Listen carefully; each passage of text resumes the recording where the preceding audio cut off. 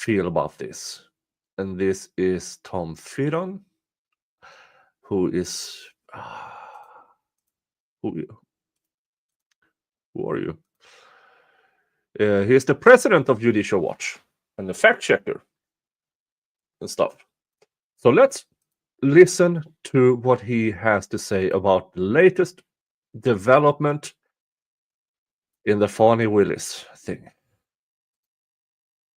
They went from having 0 records to 212 pages of records about their collusion with the Pelosi January 6th operation to get Trump. Is sound okay?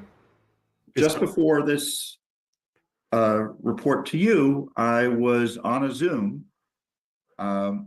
participating virtually in a state court hearing in Fulton County, Georgia, on the Fani Willis documents scandal that Judicial Watch uncovered. As you may recall, Judicial Watch filed a Freedom of Information or Open Records Act lawsuit in Georgia against Fani Willis after she didn't turn over any documents or responded responded with a, as I keep on saying, a hand to the face for our request about documents with detailing any collusion she had to get Trump with Jack Smith operation and the Pelosi January 6th operation. And more or less, she said, 3, 4, 5 times, I don't have documents. And even worse, she didn't even show up in court to answer our complaint. So she was found in default. The court noted that the searches were just not real searches at all. She admitted that there were documents after telling us and the court repeatedly there were no documents. The court ordered her to pay Judicial Watch's fees, attorney's fees and costs. So her operation had to pay us nearly $22,000, but we still don't have the documents. So the judge, and we've been asking for a special master, which would be a judicial appointed individual, usually like a retired judge or an expert lawyer, who would oversee a legitimate search of records. And so, they tell us they have no records about the collusion. And then they say, we do have records about the collusion. And the only record they released was the one that we sent to them to show that when you say you have no records, you're lying, because Fani Willis herself wrote a letter to the head of the January 6th committee. Yeah. If you say, remember, Fani Willis is an attorney. Fani Willis is an officer of the court. You have candor to the court. You have, in that are ethical responsibilities. Don't lie to the court. Now, we all know that Fani Willis lies in church and was very, very liberal with the truth in court filings. So we are not surprised. But that is when she was only her writing things for her boyfriend. Now she's representing things to the court and has done so for a long time in this particular matter. That there are no documents. And in that, she's representing the entirety of the Fulton County District Attorney's Office. That's a bit more. And that is also, in my personal opinion, Fani, if you're watching this, which I assume you don't, but if you do,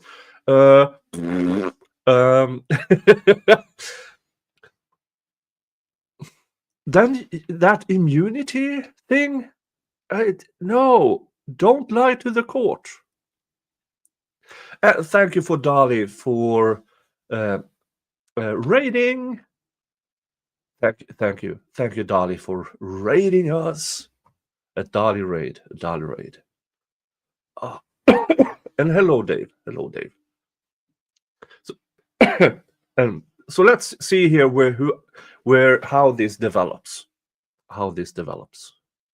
Then they come back and say, oh, we did find records after all.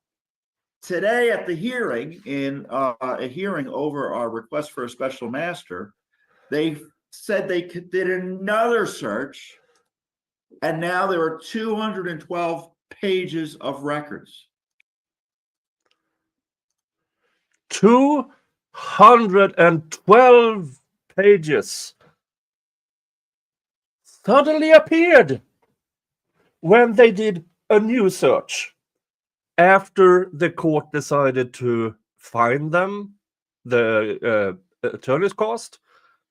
Oops, we found. Oopsie.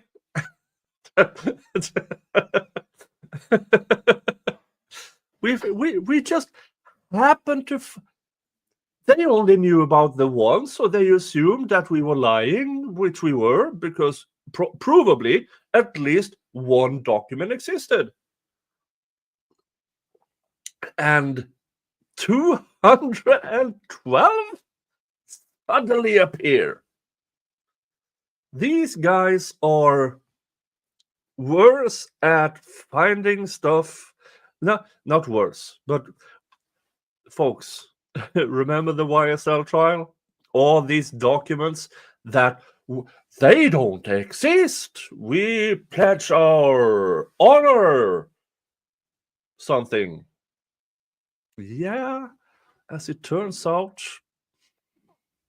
maybe the Fulton County District Attorney's Office at the regular needs a special master that appointed by the court to, okay, now I will search for these records.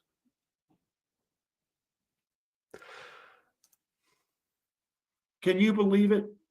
So they went from having 0 records to 212 pages of records about their collusion with the Pelosi January 6 operation to get Trump.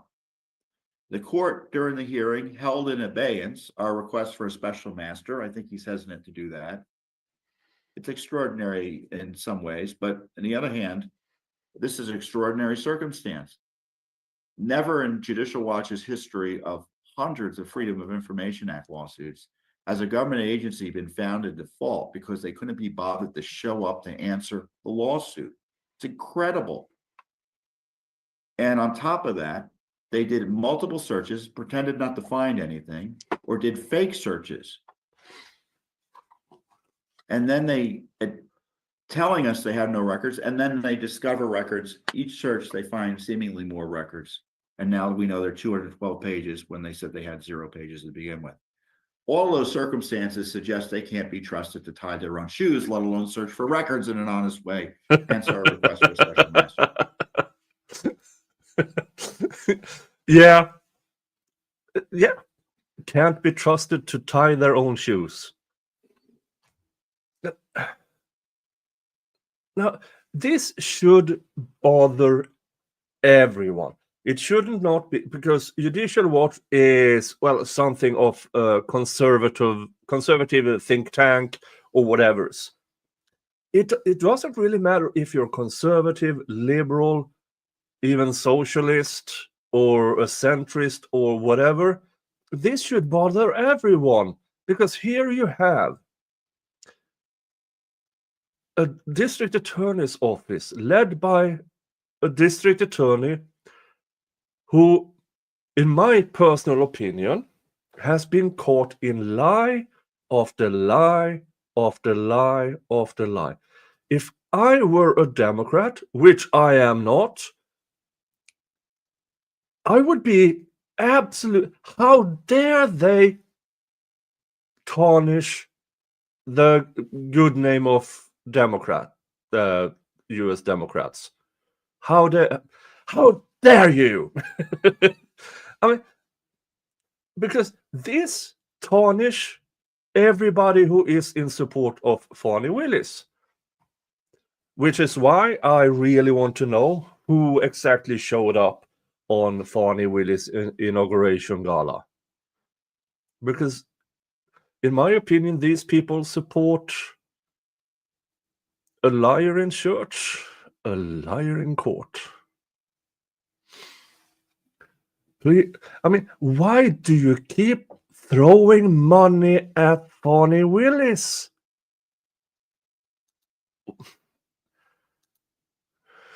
Now, I understand if you throw money at Fani Willis because this is what you want.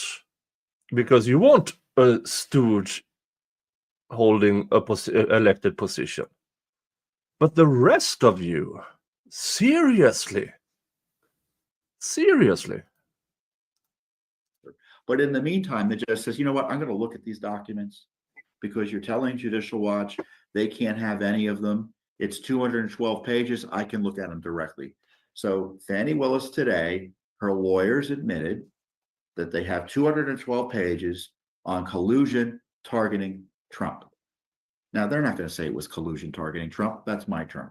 But I'm fairly describing what the issue is. They were coordinating with the January 6th committee on the unprecedented prosecutions of Trump, not for doing anything illegal, in my view, but for exercising his core First Amendment rights, his obligations under his oath of office as president of the United States to make sure the elections were run correctly in Georgia. So again, Judicial Watch's heavy lifting repeatedly gets more and more results with this Fani Willis scandal. So Fani Willis admits to having documents. She's forced to pay us $22,000. We find out the documents are even more than anyone had previously admitted to, 212 pages. And the court said, I want to look at the documents. Yeah. And so the judge clearly is not taking Fani Willis or the DA's office at their word. Because, here you are with 212 pages, but you don't want the opposing party, Judicial Watch, to see them. Well, I'm going to take a look at them, those pages, those documents, and I determine who gets to look at them. So more or less, the judge now is the special master of sorts. Because it might be that there are documents in there that is not for public view. I can't think of a reason, but there might be some legalese involved. But I would be surprised if this judge, who I believe is Judge, what's his name now? Oh, I know his name. I have it here. Dun, dun, dun. Hold on. Judge McBurney. Atlanta judge, a Fulton County judge. So Judge McBurney. Let's see here. Yeah, he had. Oh, wow. As with. This is interesting. Judge McBurney has a YouTube page where he streams his court. So that could be something after we are done with this. Let's go to his court and see how he acts in other cases.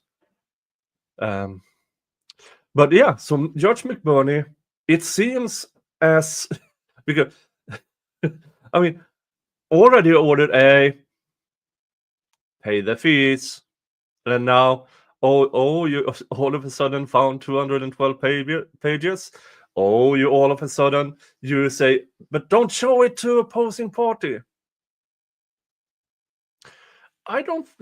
It seems like this judge is not buying it. And it is reasonable after all of the shenanigans that is being pulled by Fani Willis, the DA's office attorneys, from 0 to 1 to 212 pages, that there is more. There is more.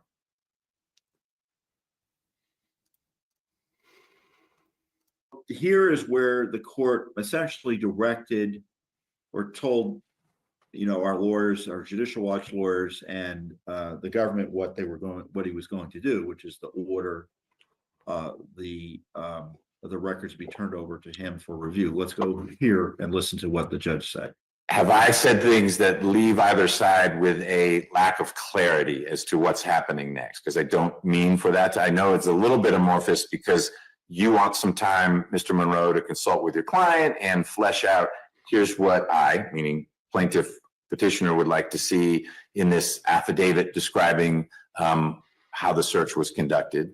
I'll enter an order that says I'm taking this under the 212 pages in camera to review that. So that's in the record. It's in the transcript right now, but that ought to be demarcated on this date. County attorney, you got 4 days to bring me the documents, or 48 hours, or whatever it is. And then we'll all know where those are, because if I get distracted by something else that maybe happened in 2024 and there's someone sitting in jail, then you'd be able to say, Judge, you've been sitting on only 212 pages for a month.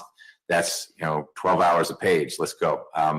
So you're right. I got to turn back to that. But at least there'll be that marker saying, here's where we are in the process. So right now, we don't know what the documents are, what they say. There are all sorts of privileges being asserted. Whether we can smash through the wall to get to the privileges, to get to the documents, and overcome these exemption assertions is kind of going to be another matter. But the fact is, we now know hundreds of pages of documents exist detailing collusion between Fani Willis and the Pelosi operation. So that's a big victory for accountability. And it's more than the media's done. I don't know where the Justice Department is on all of this. I think they're going too slow generally on everything I care about, and meaning from Judicial Watch's perspective. And I hope they get up to speed.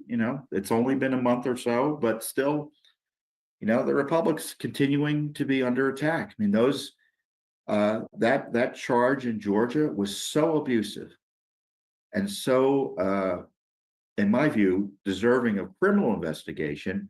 And now there are records that I think could reflect on whether a criminal investigation is warranted of Fani Willis's operation.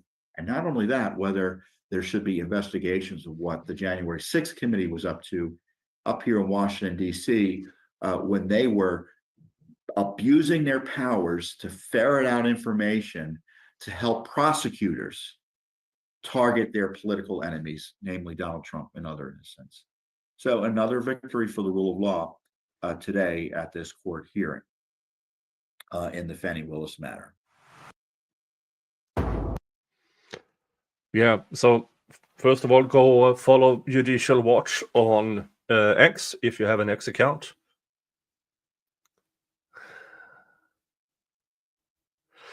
So,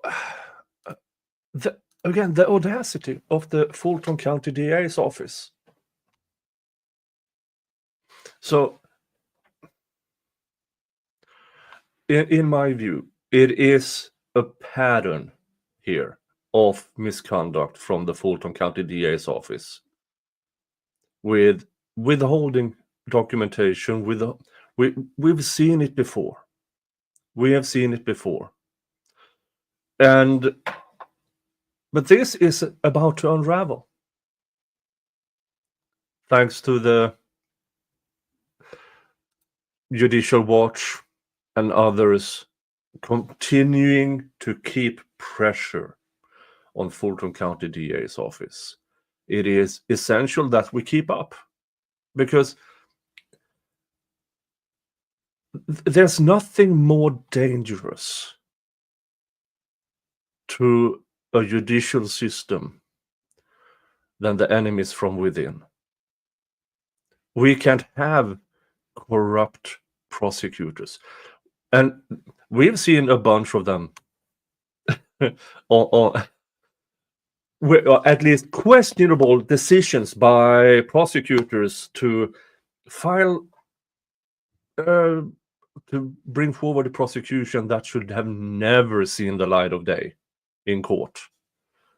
That takes time from actual victims, actual defendants, actual suspects, who all deserve their day in court. We saw it in the YSL case. We saw it in the Zach Anderson case. We saw it in the Delphi case. We've seen in so many cases where the prosecution brings forward things just because they can. But this seems to, thanks to the continuous pressure that is applied from Judicial Watch, from channels like mine, Cat, and Classy Beats, Sadie Nash, Miss Sylvia, and Miss Bumpus, who's now is Mrs. Jackson. I mean, this kind of pressure needs to be but here's it. We can't only put pressure because, oh, look at this judge, or look at this prosecutor, look at that person, they are all bad. In it, we need to show alternatives. What are the good ones? And in my opinion, we find the good ones in the Adelson case. And we find a good one in, Judge Gaither, Judge, no, not Gaither, Judge Boyd, Judge, yeah,